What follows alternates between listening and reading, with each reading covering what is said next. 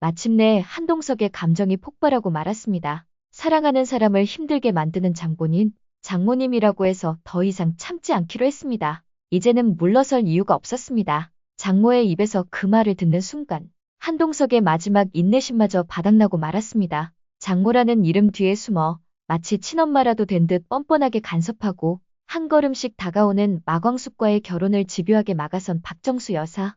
과연 그 끈질긴 반대 속엔 어떤 비밀이 숨겨져 있었을까요? 그런데 바로 그 순간 장광약주가 미국 수출 대박을 터뜨리며 전 세계에서 주목을 받고 마광숙과 독수리 술도가에 대한 찬사가 쏟아지기 시작합니다. 사람들의 인정을 한몸에 받는 그들을 보며 오히려 끝까지 반대만 해온 박정수 여사는 처음으로 자신이 틀렸을지도 모른다는 불편한 깨달음을 마주하게 되는데요. 그리고 한동석은 드디어 결심합니다. 더는 참지 않겠다. 사랑하는 사람을 지키기 위해 장모라는 이름 앞에 숨은 박정수를 향해 그의 묵직하고 통쾌한 반격이 시작됩니다. 박정수 여사의 반대를 이겨내는 한동석과 마광숙의 사랑을 응원하신다면 지금 구독과 좋아요로 힘을 실어주세요. 박정수 여사는 LX 호텔 로비를 지나 에스테틱으로 향하고 있었습니다. 그녀가 엘리베이터 앞에 도착했을 때였습니다. 그 순간 엘리베이터 앞에 서 있던 호텔 여직원 2명이 나지막이 웃으며 대화를 나누고 있었습니다. 너 그 소문 들었어?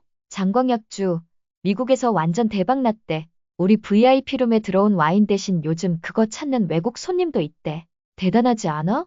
더 대박인 건 뭔지 알아? 그 술도가 대표님이 우리 한 회장님 여자친구래. 진짜? 그럼 우리 호텔 회장님이랑 그 술도가 사장님이 커플인 거야? 그렇다니까. 곧 결혼하실 거라는 말도 돌더라. 사모님 되는 거 아니냐고 다들 얘기하던데?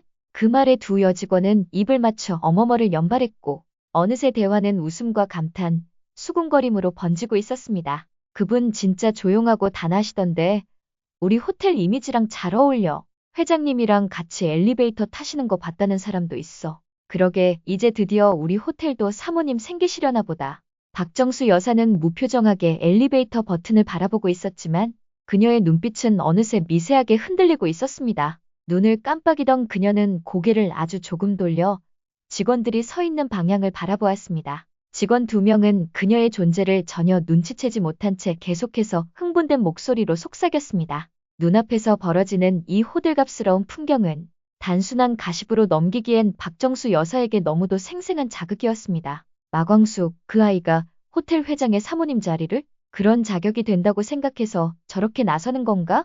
엘리베이터 도착을 알리는 소리가 울렸지만 박정수 여사는 한 걸음도 움직이지 않았습니다. 대신 그녀는 고개를 살짝 들고 입을 굳게 다문 채 숨을 길게 내쉬었습니다. 그녀의 가슴 깊은 곳에서 무언가가 서서히 끓어오르고 있었습니다. 불쾌함인지, 위기의식인지, 혹은 자존심의 균열인지, 감정의 이름은 명확하지 않았지만 분명한 건 하나였습니다. 그 자리가 흔들리고 있다는 것, 그녀가 지켜온 이 호텔, 그녀가 한동석 곁에 세워놓았던 기준이란 것이 이제는 젊고 조용한 술도가 여인 하나에 의해 흔들리고 있다는 사실이었습니다. 그녀는 느꼈습니다. 이대로 가만히 있을 수는 없다는 것을 말입니다. 과연 결국 참지 못하고 한동석을 찾아간 박정수 여사, 그 끝은 어떻게 될까요? 박정수 여사는 한 걸음에 회장실로 달려갔습니다. 장모님, 무슨 일입니까? 그녀는 조용히 문을 닫고 탁자 앞에 단단히 서서 말했습니다. 난 이제 곧 미국으로 돌아갈 거네. 한동석은 당황한 듯 그녀를 바라봤습니다. 박정수는 숨도 고르지 않고 본론을 내뱉었습니다. 이 정도로 분명히 반대했으면 알아들어야 하는 거 아닌가? 정말 내가 이토록 반대해도 자네는 그 여자와 결혼할 생각인가? 정말 민서의 자리를 저 여자가 대신할 수 있다고 믿는 건가? 순간 사무실 안의 공기가 정지된 듯 했습니다. 한동석은 조용히 시선을 내렸습니다. 하지만 눈을 감고 숨을 고른 그는 마침내 입을 열었습니다. 장모님, 지금까지 장모님께서 해주신 배려와 조언 늘 감사했습니다. 그동안 장모님의 아픔을 생각해서 많은 말들을 삼켜왔습니다. 하지만 이제는 말씀드려야겠습니다. 그의 목소리는 낮았지만 단단했습니다. 그동안의 침묵이 깨지는 순간이었습니다. 이건 제 삶입니다. 누구의 삶도 아닌 제 인생이고 제 선택입니다. 박정수 여사의 눈썹이 미세하게 떨렸습니다. 그러나 한동석은 더는 물러서지 않았습니다. 제가 누구와 함께 살아가고 싶은지, 누구를 내 옆에 두고 인생을 나누고 싶은지는 오롯이 제 몫입니다. 장모님께선 장모님대로 삶을 살아오셨고, 이제는 제 몫을 제 방식대로 살아갈 시간입니다. 그리고 잠시 멈춘 그의 말끝은 단호한 직진으로 이어졌습니다. 그리고 더 이상 마광숙 씨를 무시하거나 깎아내리는 발언은 듣기 불편합니다. 박정수 여사의 얼굴에 미묘한 감정이 스쳤습니다. 한동석은 마지막으로 조용히 말을 덧붙였습니다. 장모님께서 원하시는 건 민서의 자리를 지키는 것이 아니라 그 자리를 기억하는 거라고 저는 생각했습니다. 하지만 지금의 장모님은 그 기억을 잣대로 누군가를 심판하고 계십니다. 그건 민서가 원하던 모습도 저희가 함께 행복하게 살아가길 바라던 방식도 아닙니다. 더 이상 제 결정에 이래라 저래라 하지 마세요. 장모님은 그럴 권한 없습니다. 무려 15년이나 흘렀습니다. 더 이상 제가 어떻게 하시길 원하는 겁니까? 애들도 찬성하고 응원하는데 장모님이 뭐라고 자꾸 간섭이십니까? 자꾸 반대만 하실 거면 미국으로 이만 돌아가 주세요. 제가 알아서 하겠습니다. 한동석은 오랜 시간 억눌러왔던 말들이 한순간에 터져나왔고 그것은 더 이상 반항도 아니었고 설득도 아니었습니다. 그것은 자신의 인생을 선택하겠다는 그리고 그 선택을 더 이상 누구에게도 흔들리지 않겠다는 한 남자의 선언이었습니다. 박정수 여사는 침묵 속에 서 있었습니다. 한동석의 눈빛은 흔들림 없었고 말투는 예의 바르되 단호했습니다. 한동석의 말이 끝나는 순간 박정수 여사는 아무 말도 하지 못한 채 조용히 서 있었습니다. 표정은 단단히 굳어 있었지만 그의 눈빛은 분명 흔들리고 있었습니다. 그토록 점잖던 사위가 그토록 예의 바르던 사람이 자신을 향해 그처럼 분명하고 단호하게 경계를 그은 건 처음이었습니다. 한동석은 더 이상 딸의 남편이 아닌 자신의 인생을 온전히 선택하고 책임지려는 한 사람이 되어 있었습니다. 그 순간 박정수 여사는 알았습니다. 자신이 방금 한동석이라는 사람을 진심으로 건드렸다는 것을 말입니다. 자신은 언제나 옳다고 믿어왔습니다. 민서를 잃고 난 뒤 모든 선택이 조심스러워졌고 그래서 더욱 완벽하고 안전한 산만을 쫓아왔습니다. 그러나 지금 그 신념이, 그 확신이 사랑 앞에서 무너지고 있었습니다. 정말 내가 잘못된 걸까? 그러나 박정수 여사의 입에서 나온 다음 말은 충격적이었습니다. 좋네.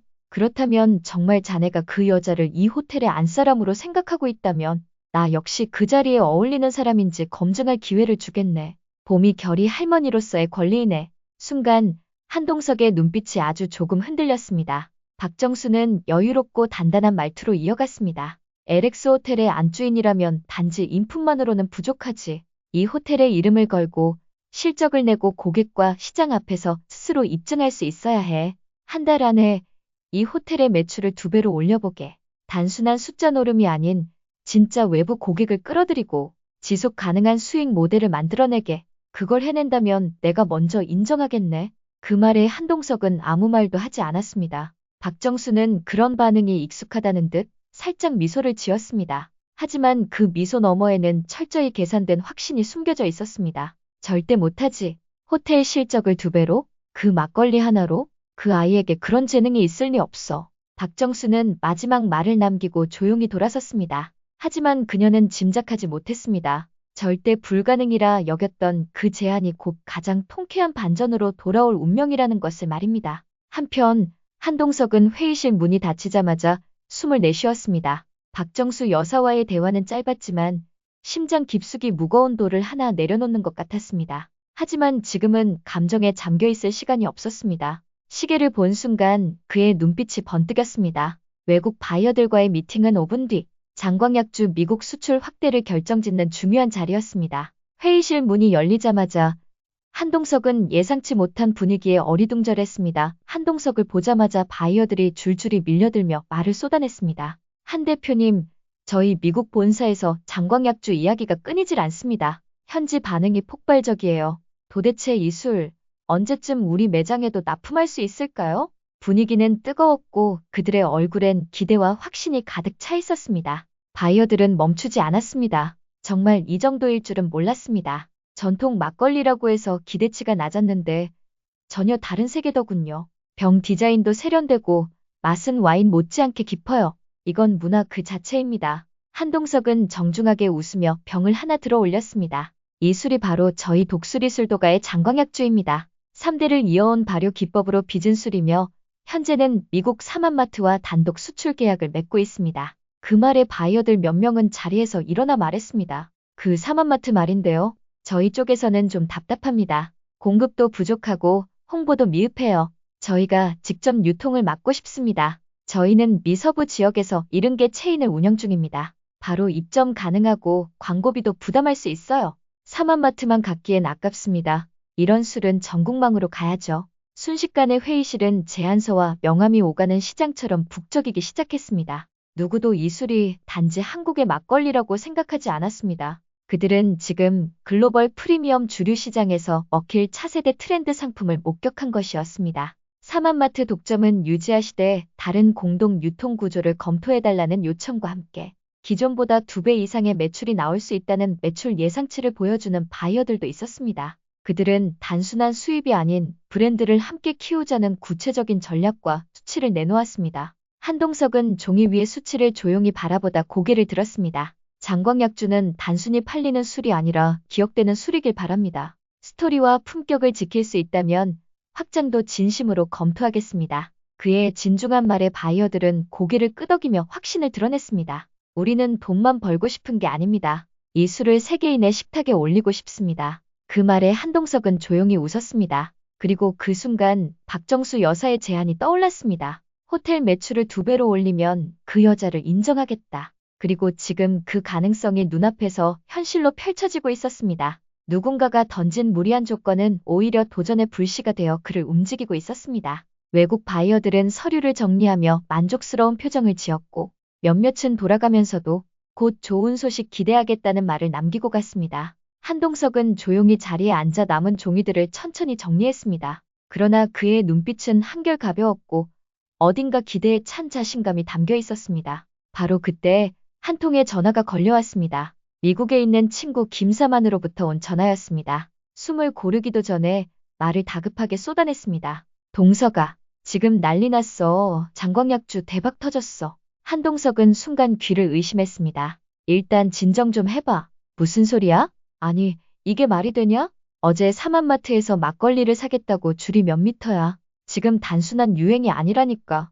다들 이건 컨셉이 있고 이야기가 있는 술이라고 얘기해. 게다가 천연 발효라는 말 한마디에 건강에 좋은 술로 이미지까지 박힌 거야. 김사만의 목소리는 더욱 흥분에 차 있었습니다. 심지어 취재팀도 왔어.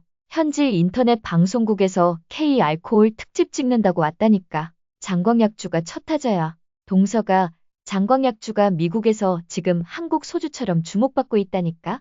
미주 전역에 있는 마트들이 장광약주 드리고 싶다고 난리야. 그 말이 끝나자마자 한동석은 잠시 말을 잃었습니다. 지구 반대편에서 벌어지는 일이 지금 이곳의 미래를 바꾸고 있다는 사실이 실감처럼 밀려왔습니다. 그는 조용히 웃음을 터뜨렸습니다. 긴장과 걱정으로 눌러왔던 어깨가 문득 가벼워졌고 매출을 2배로 올리면 인정하겠다는 박정수 여사의 그 냉정한 조건이 이제는 부담이 아닌 기회처럼 느껴졌습니다. 한편 같은 시각 박정수 여사는 혼자 집으로 돌아와 안방으로 향했습니다. 그리고 한참을 망설이다가 서랍장 가장 밑 칸을 열었습니다. 그곳에는 오래전부터 꺼내지 않던 작은 나무 상자가 있었습니다. 상자를 열자 낡은 흑백 사진 한 장이 모습을 드러냈습니다. 사진 속에는 젊은 시절의 그녀와 한 남자가 웃고 있었습니다. 민서의 아버지, 지금은 이름만 남은 그 사람.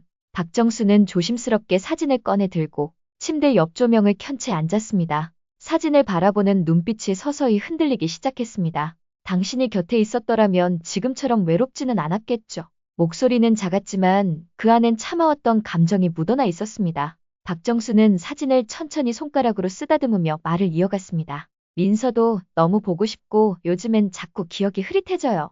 약을 먹어도 가끔은 이름이 안 떠오르고 내가 언제 사라질지도 모른다는 생각에 하루하루가 자꾸 조급해져요. 박정수 여사의 눈가가 젖었습니다. 그러나 눈물은 끝끝내 흘러내리지 않았습니다. 강하게 살아온 인생의 버릇이었습니다. 그녀는 다시 일어나 서랍장을 열었습니다. 이번에는 그 속 깊은 곳에서 민서의 사진 한 장을 꺼냈습니다. 민서가 환하게 웃고 있는 사진. 여전히 젊고 눈부시게 빛나던 시절의 민서의 모습이 있었습니다. 박정수는 그 사진을 가만히 바라보다 말없이 눈을 감았습니다. 오래전 민서가 했던 한마디를 떠올렸습니다. 그땐 대수롭지 않게 넘겼던 말. 하지만 지금 이 순간 그 말이 마음속 깊이 파고들고 있었습니다. 엄마, 만약에 내가 이 세상에 없고 동석 씨 옆에 새로운 사람이 생긴다면 그건 아마 내가 소중하게 여기는 사람이라 동석 씨 곁에 남겨두고 간 사람일 거예요. 엄마가 딸처럼 예쁘게 봐줬으면 좋겠어요. 그때는 철없는 말이라 생각했었습니다. 말도 안 되는 상상이라며 웃으며 말끝을 자른 건 바로 자신이었습니다. 그런데 지금 그 새로운 사람이 눈앞에 나타났고 그 사람이 한동석의 옆에 서 있었으며 그리고 무엇보다 민서와 닮은 구석이 하나둘씩 보이기 시작했습니다. 그 순간 박정수는 깨달았습니다. 그 아이가 말하던 사람, 혹시 마광숙 그 여자인 건 아닐까? 민서가 남겨둔 사람, 민서가 소중하게 여겨서 동석의 옆에 남겨둔 사람, 그게 바로 마광숙이라는 사실이 자꾸만 마음 깊이 파고들었습니다. 그 말이 박정수의 마음속에 천천히 내려앉았습니다. 딸이 떠난 자리에 남은 공허를 대신 채워준 사람, 민서의 빈자리에 조용히 앉아 있었던 사람, 그가 바로 마광숙이었다는 것을 말입니다. 박정수는 천천히 눈을 감았습니다. 사진 속 민서가 다시 한번 웃고 있는 것만 같았습니다. 이번엔 더 부드럽고 더 따뜻하게.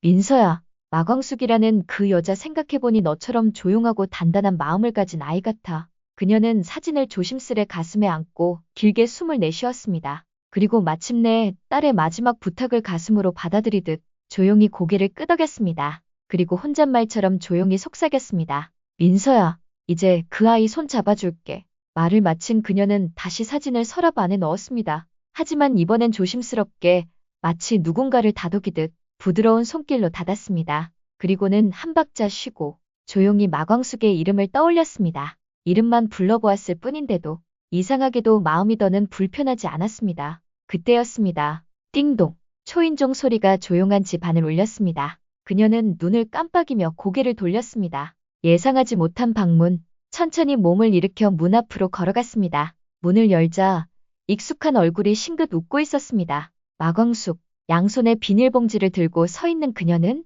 늘 그렇듯 조용하고 밝은 표정으로 인사를 건넸습니다. 어르신, 안녕하세요. 저 혹시 식사하셨어요? 박정수는 순간 당황한 듯 했지만 그 놀람이 곧 부드러운 표정으로 바뀌었습니다. 시간이 좀 남아서요. 혼자 계시면 심심하실까봐 들러봤어요. 혹시 저랑 고스톱 딱 3판만 두실래요? 그러고는 익살스럽게 덧붙였습니다. 요즘 고스톱이 치매 예방에 좋다더라고요. 어르신한테 제가 큰 효도 한번 해보려고요. 박정수는 그 말을 듣는 순간적으로 말문이 막혔습니다. 그리고 마광숙의 환한 웃음을 바라보며 문득 민서의 얼굴이 겹쳐 보였습니다. 비슷한 눈웃음, 상대방을 긴장하게 하지 않는 다정한 말투, 그리고 별것 아닌 듯 건넨 따뜻한 배려. 바로 저런 모습이 자신의 딸 민서가 생전에 그렇게 자주 보여주던 얼굴이었습니다. 마치 민서가 지금 이 자리에서 그녀를 대신해 웃어주는 것처럼 느껴졌습니다. 박정수는 잠시 마광숙을 말없이 바라보다 조용히 고개를 끄덕였습니다. 그래, 딱 3판만. 마광숙은 마치 어린아이처럼 두 손을 모아 환하게 웃었습니다. 진짜요?